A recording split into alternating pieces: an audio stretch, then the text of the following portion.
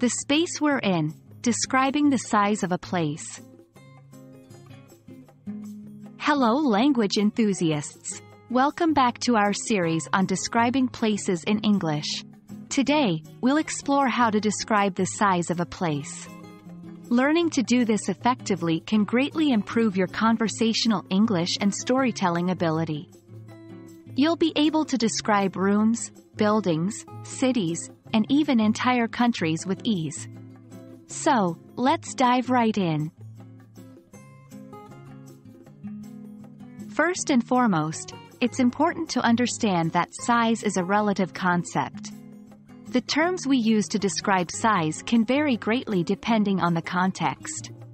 For example, a small city might be considered large if it were a village. And a big room could be tiny compared to a hall.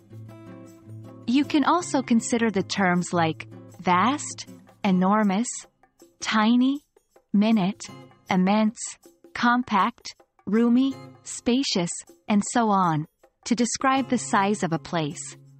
We'll discuss these in detail in the next sections. Remember, it's all about making comparisons to things your listener can understand. Now let's get into specifics.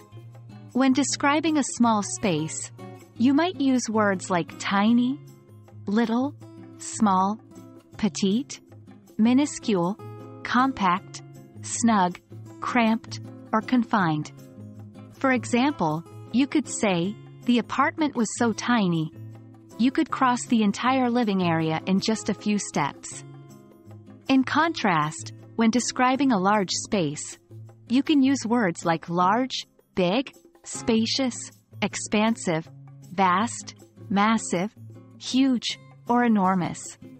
For example, the park was so expansive, it took us the whole day just to explore a small section.